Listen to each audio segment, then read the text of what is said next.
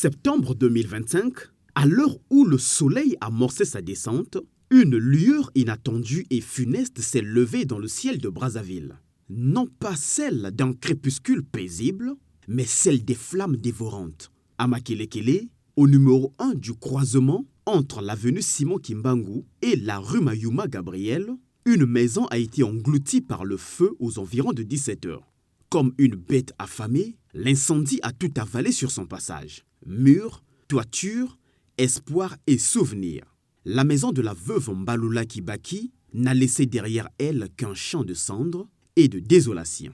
Selon le témoignage de Kibaki El-Sir, le feu aurait jailli de la boutique de Bala, un commerçant ouest-africain, dont un mur séparait l'étal de la boutique. Mais pour l'heure, la vérité reste enfouie sous les braises, en attente du verdict du procès verbal de la police. Le bilan est lourd. Aucune perte en vies humaines, certes, mais une perte totale de biens matériels. Tout a été réduit à néant. Dans ce décor crépusculaire, les pleurs des victimes se mêlaient au silence accablant des ruines. Le salon et la boutique du Bala, il n'y a pas un mur qui sépare. Genre, c'est collé. Donc après, le feu est rentré dans la maison. Donc ça s'est propagé. En fait, on n'a pas compris. Le feu tellement allait vite, j'ai dû oublier ma fille. Là, elle dormait au lit. Au lit, on avait même étalé l'antiquaire.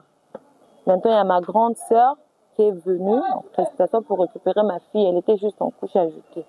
On ne sait pas ce qui était dans la boutique de Bala. On ne comprend pas nous-mêmes aussi. Donc, on a juste vu la fumée et aussi le feu s'est propagé dans toute la maison. Tout ce qu'on avait dans la maison, là, vous-même, vous voyez. On n'a rien récupéré. On n'a même pas eu le temps de récupérer quoi que ce soit nos diplômes, nos passeports, nos cartes d'identité, les pièces, tout est parti en fumée. Tout ce que vous voyez là, c'est une grande maison. C'est une maison laissée par nos grands-parents. Monsieur Nkrazi Kibaki Grégoire, c'était un ancien directeur de finances.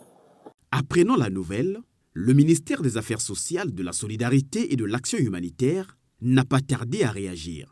Telle une messe sécourable surgie de l'ombre, la ministre, professeure Irène Marie-Cécile Mboko Kimbatsa, est descendue sur les lieux. Dans ses bras, non pas des promesses en l'air, mais des actes concrets. Un don d'urgence composé de vivres et non-vivres. Les sinistrés ont ainsi reçu des fournitures scolaires pour les enfants, des sacs de riz, de l'huile, du sel, des tôles et étanchéités pour reconstruire, des matelas médicalisés pour reposer leur peine et des seaux garnis d'objets de dignité pour ne citer que cela.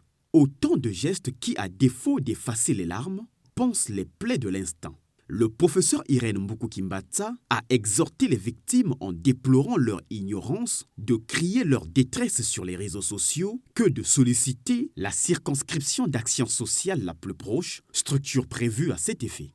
Ce qu'on peut faire, on vous apporter le peu que nous on a pu avoir, parce que c'est pas quelque chose qu'on attendait, et puis aussi on a la situation des frères de l'autre côté de Kalangaï, les maisons depuis la pluie du 14 juin.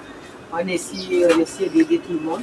Et puis, on vous a amené quelques kits, quelques matelas, un peu de riz, un peu de draps, un peu de petites choses, du savon. Je pense qu'il y a des kits de dignité pour les femmes. Donc les kits, c'est un pagne à l'intérieur avec des soulèvements.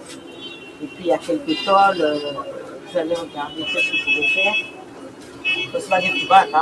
On ne peut donner que ce qu'on a pu avoir. Donc on ne pouvait pas vous laisser. Mais puis sachez aussi, quand il y a des situations, il faut aller à la casse.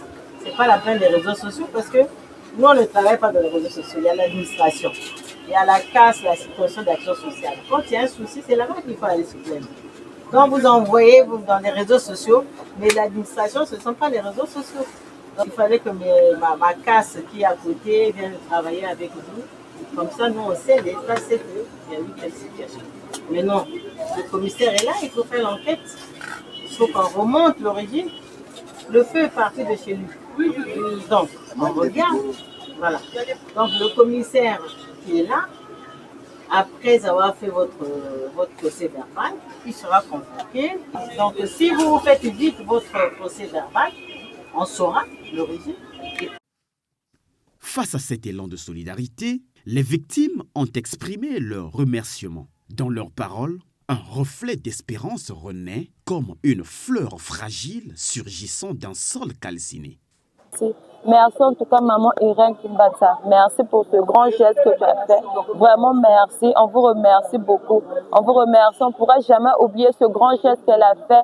Elle a pensé à nous. En tout cas, on la demande vraiment merci. Que Dieu puisse la bénir. Vraiment, que puisse la protéger, toute sa famille. Vraiment, longue vie à elle, à maman Irène Kimbata. C'est juste le grand merci qu'on est en train de... Au moins, on a maintenant le sourire. On a le sourire maintenant vraiment et tout ce qu'on a vu. On ne sait même pas comment la remercier. Vraiment, s'il y avait un autre mot à dire, on devait la faire sortir ici. On demande juste merci à maman Irène Kimbata. C'est une grande dame. Merci au gouvernement, vraiment. Que Dieu vous bénisse. On est vraiment content, on a maintenant le sourire. En tout cas, c'est ça vraiment. Vraiment, là au moins, merci. Merci, très, très contente. Avant de quitter les lieux, la ministre a immortalisé cette rencontre par une photo de famille, symbole d'un lien entre l'État et ses citoyens, un cliché où la douleur et l'espérance se sont serrés la main. Ainsi, du brasier de Makelekele s'élève d'un double enseignement, la fragilité des vies face aux flammes, mais aussi la force de la solidarité d'un ministère qui, comme l'eau sur le feu, apaise, console, redonne souffle et sourire.